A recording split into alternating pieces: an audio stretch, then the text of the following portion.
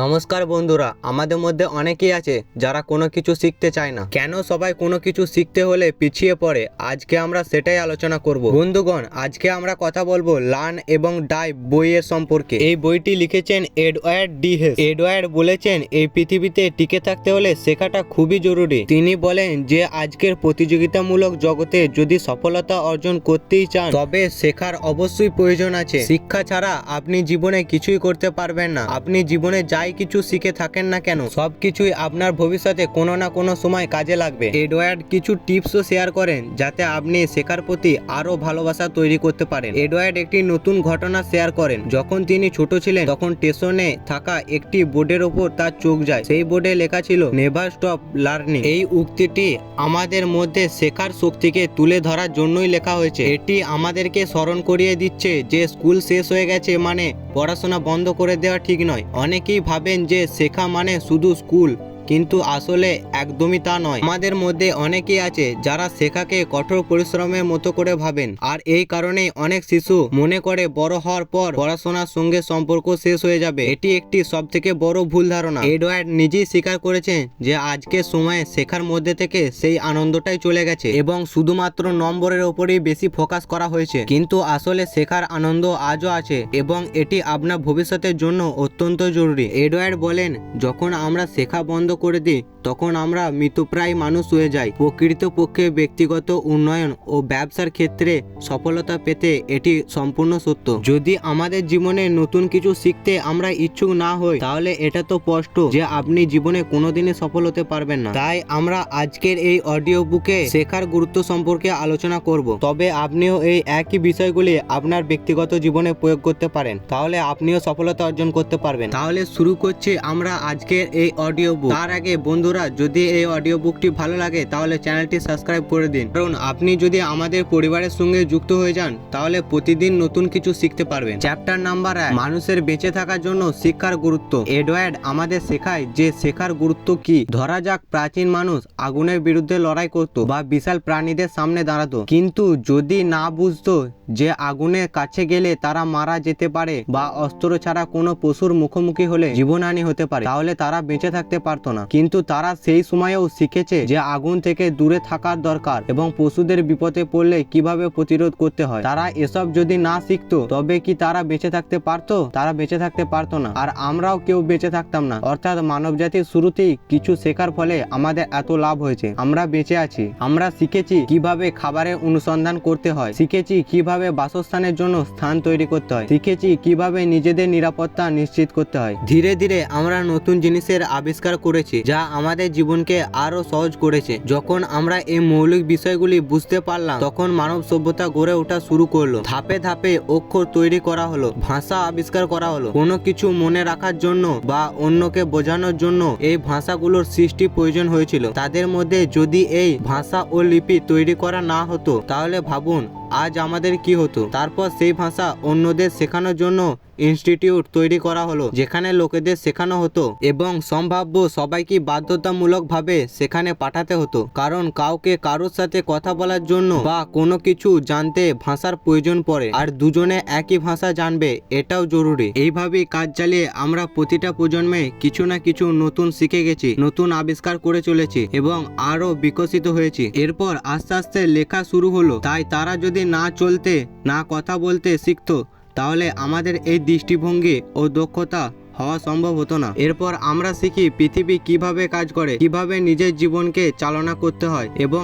একটা নর্মাল জীবনযাপন করতে হলে কি কি দরকার। তারপর আমরা শিখে থাকি অন্যদের সম্পর্কে কি ভাবা যায়, কিভাবে ভাবা যায় প্রভৃতি জিনিস। যদি সেই প্রারম্ভিক মানুষেরা চলাফেরা ও কথা বলতে না শিখতো তবে হয়তো আমরা আজ এত দক্ষতা অর্জন করতে পারতাম না। আজও আমাদের শেখার মধ্যে উন্মুখতা রয়েছে, তাই কিছু পেতে গিয়ে আমরা অন্যদের পথ থেকে সরিয়ে দিই, কখনো কখনো চিৎকার থেকে বিস্ফোরণ পর্যন্ত। এবং আজকের বিশ্বে এই সব শিখে আমরা নিজেদের খুশি রাখতে সক্ষম হয়েছি। আমাদের আজকের পৃথিবীতে প্রায় কোনো ঘাটতি নেই। আজ যা আমাদের প্রয়োজন তা আজ আমরা পাচ্ছি। তাই কিছু পেতে হলে আমাদের পরিশ্রম করতে হবে। তবে বর্তমান যুগে আমাদের কাছে অনেক সুযোগ সুবিধা আছে, কিন্তু যদি ঐতিহাসিকভাবে ভাবা হয় তবে তখন এমন কিছুই ছিল না। তাই এডওয়ার্ড বলেন যে নতুন বিষয় সম্পর্কে আমাদের জানতে হবে, আউট অফ দ্য বক্স চিন্তা ভাবনা সবসময় করা দরকার। তবে এটা বলা যতটা সহজ আসলে অতটা সহজ নয়, কারণ আমাদের জীবনে প্রথম 18 বছর আমাদেরকে সমাজের নিয়ম অনুযায়ী চলতে হয়। উদাহরণস্বরূপ আমাদের শেখানো হয় যে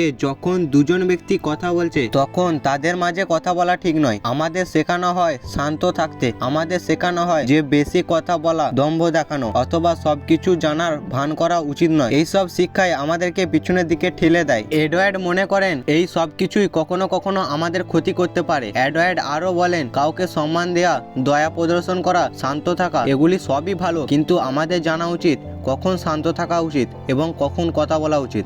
অর্থাৎ পরিস্থিতির উপর ভিত্তি করে আমাদের চিন্তা ভাবনা করতে হবে কখন কি করা উচিত, আপনাকে কখন কথা বলতে হবে এবং কখন শান্ত থাকতে হবে।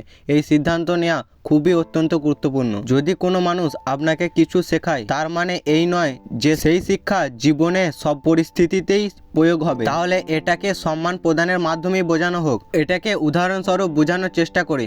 যেমন ধরুন আমাদের শেখানো হয়েছে যে বড়দেরকে সম্মান করতে হবে, কিন্তু যদি কখনো আমাদের থেকে যারা বড় তারাই আমাদের শত্রু হয় তখন ওই পরিস্থিতিতে এই শিক্ষা কার্যকর হবে না। তাই সব কিছু সব জায়গায় প্রযোজ্য নয়। কোন কাজ কখন করতে হবে তা জানাটা খুবই গুরুত্বপূর্ণ। ব্যবসায়িক দৃষ্টিভঙ্গি থেকে বিষয়টি আলোচনা করলে ভালো বুঝতে সুবিধা হবে। যদি আপনার মধ্যে আউট অফ দ্য বক্স চিন্তা ভাবনা করার ক্ষমতা না থাকে তবে আপনি অনেক বড় সুযোগ মিস করে ফেলবেন। ধরুন আপনার একটি কোম্পানি আছে এবং এই কোম্পানির প্রোডাক্টটি সব থেকে বড় কিছু হতে চলেছে। এর জন্য আপনাকে সব থেকে ইউনিক কিছু করতে হবে যাতে ন্যাশনাল থেকে ইন্টারন্যাশনাল মার্কেটেও আপনার কোম্পানির নাম শোনা যায়। যদি আপনি আউট অফ দ্য বক্স চিন্তা ভাবনা করতে না পারেন তবে আপনার জন্য এটি কঠিন হবে। আপনি যখন প্রথম আউট অফ দ্য বক্স চিন্তা ভাবনা করবেন তখন প্রথম বা দ্বিতীয় চিন্তা ভাবনা খুবই অকার্যকর হতে পারে, কিন্তু কে জানে তৃতীয় বা চতুর্থ চিন্তা ভাবনাগুলো ভালো আসতে পারে আর সেটা কাজে লাগিয়ে আপনি বড় কিছু করতে পারেন। কিন্তু হ্যাঁ, এর জন্য আপনাকে চেষ্টা করতে হবে, না হলে কিছুই হবে না। যদি আপনি চেষ্টা না করেন তবে আপনার প্রতিদ্বন্দ্বী আপনাকে অবশ্যই ছাড়িয়ে যাবে এবং শুধুমাত্র ব্যবসাতে নয় আপনার জীবনে আপনি সব সময় তাদের থেকে পিছিয়ে পড়বেন। তাই কখনো ব্যর্থতা থেকে ভয় পাবেন না এবং সব সময় চেষ্টা করে যান। আর এই কারণে এডওয়ার্ড বলেন যে আমাদের মাইন্ডসেটকে আপডেট করার প্রয়োজন আছে। সব সময় মনে রাখা উচিত এই পরিবর্তনকারী পৃথিবীতে বাঁচতে চাইলে আমাদেরকে সব সময় আপডেট থাকতে হবে এবং আমাদের চিন্তা ভাবনাকে পুরোপুরি পরিবর্তন করতে হবে। এর মানে হলো নতুন ভাবনা এবং নতুন কৌশল খুঁজে বের করতে হবে। তবে এটি অতটাও সহজ হবে না, কিন্তু জীবনযাত্রার জন্য এটি অত্যন্ত গুরুত্বপূর্ণ। নতুন মাইন্ডসেট এবং নতুন চিন্তা গ্রহণ করার জন্য আপনাকে প্রথমে আপনার আবেগের ওপর নিয়ন্ত্রণ রাখতে হবে। মানুষ সাধারণত সেই সব জিনিস থেকে বেশি ভয় পায় যেগুলো তাদের বোঝা কঠিন বা তাদের কাছে নতুন হয়। নতুন কিছু গ্রহণ করতে হলে আমরা অনেক সময় দ্বিধাবোধ করি, কারণ আমরা চাই না কোনো কাজ করতে গিয়ে আমরা ব্যর্থ হয়ে যাই। কখনো কখনো আমরা এতটাই ভয় পেয়ে যাই যে চেষ্টাও করি না। এজন্য আপনি নতুন কিছু শিখতেও চান না, তাই আপনাকে আবেগের ওপর নিয়ন্ত্রণ রাখতে হবে। Chapter 2, you need self starters. Self স্টার্টাররা তাদের কাজ করার জন্য মন প্রাণ লাগিয়ে দেয়। তাদের কাছে কাজই হলো সব থেকে গুরুত্বপূর্ণ এবং এমন মানুষকে কেন কেউ কোনো প্রতিষ্ঠানে রাখতে চাইবে না। বড় কর্পোরেশন হোক বা ছোট ব্যবসা বা কোনো নন প্রফিট অর্গানাইজেশনই হোক, সব জায়গাতে এই ধরনের মানুষকে সবাই চায়। সেলফ স্টার্টাররা আপনার কাজকে তাড়াতাড়ি করে আপনার সময় ও শক্তিকে সাশ্রয় করে এবং পাশাপাশি অন্যদেরকেও উৎসাহিত করে। আপনি কি কখনো চাকরির আবেদন বা বিজ্ঞাপনে seeing a self motivated application বা নাও হিয়ারিং সেলফ স্টার্টার্স লেখা দেখেছেন? আপনি কি জানেন এর মানে কি? মূলত সেই মানুষ যারা নিজেদের উদ্যোগে কাজ শুরু করে দেয়। এই ধরনের মানুষ আপনার প্রতিষ্ঠানে সাহায্য করে কারণ তারা শুরু থেকে এজন্যই তৈরি এবং তারা নিজেদের বিকাশ করতে চায়। তাই স্বয়ং প্রেরিত হয়ে, যেহেতু লার্নিং এর মজাটা তারা বোঝে, তাই তারা জানে যে লার্নিং ছাড়া উন্নতি সম্ভব নয়। এজন্য তারা সর্বদা ব্যর্থতাকে একটি শিক্ষণীয় সুযোগ হিসেবে নেয় এবং পরবর্তীকালে আরো মনোযোগ দিয়ে কাজ করে। চ্যাপ্টার নাম্বার 3, নিরাপদ পরিবেশ কতটা গুরুত্বপূর্ণ। আপনি যদি এমন একটা পরিবেশে থাকেন যেখানে মানুষ শুধু বাঁচার জন্য সংগ্রাম করছে, তাহলে তাদের জন্য শেখার প্রক্রিয়া অনেক কঠিন হয়ে যাবে। যদি আপনি ওয়ার্কপ্লেসে শেখার সুযোগ বাড়াতে চান তাহলে আপনাকে এমন একটি কালচার তৈরি করতে হবে যা এই সমস্ত উপাদান জুড়ে রয়েছে। এবং এর মধ্যে সবচেয়ে বড় বিষয় হলো, যদি আপনি ব্যর্থতার মুখোমুখি হন তাহলে পালিয়ে নয় তা গ্রহণ করতে হবে এবং অবশ্যই সেটি থেকে শিক্ষা নিতে হবে। যেমনটি আমরা আগেও আলোচনা করেছি, ব্যর্থতা থেকে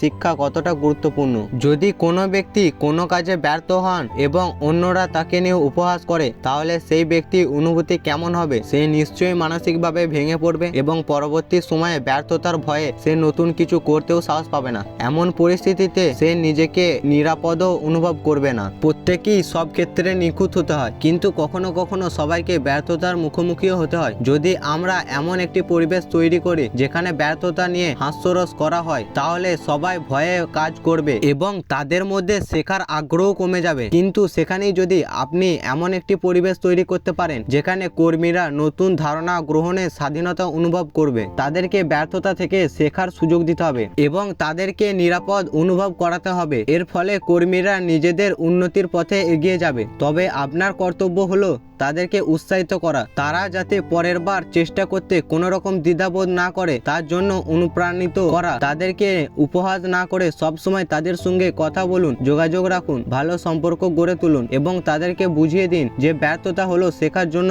একটি মূল্যবান সুযোগ। ব্যর্থ হয়ে দুঃখিত হবার চেয়ে সেই অভিজ্ঞতা থেকে কিছু শিখুন এবং পরবর্তীবার সেটিকে আরো ভালোভাবে করার চেষ্টা করুন। আপনার কর্মীদের ওপর কোনো কাজ নিখুঁত হওয়ার চাপ দেবেন না। আপনাকে এমন একটি পরিবেশ তৈরি করতে হবে যেখানে সবাই যেন শেখার প্রতি মনোযোগী হয়। সবাই সবসময় ভালো কাজ করতে পারে, সবাই সবসময় ভালো কাজ করতে পারে না, কিন্তু শেখার পরিবেশে সবাই যদি একসঙ্গে থাকে তাহলে সকলেই উন্নতি করতে পারবে। এটাই বাস্তবতা। তবে যারা সবসময় শেখার চেষ্টা করে তারা অবশ্যই সামনে এগিয়ে যায়। Chapter 4, the ending. আমরা প্রায় সময় একটি বাক্য শুনে থাকি, সার্ভাইভাল অফ দ্য ফিটেস্ট। এই বাক্যটি বিবর্তন এবং বৃদ্ধির ধারণাকে প্রকাশ করে, কিন্তু কেউ কি এই বাক্যটি গভীরে গিয়ে চিন্তা করেছেন? যদি আমরা এর মানে ভালোভাবে বুঝি তাহলে সার্ভাইভাল অফ দ্য ফিটেস্ট আসলে বৃদ্ধির এবং শেখার উপরে নির্ভর করে এবং এটি সত্য।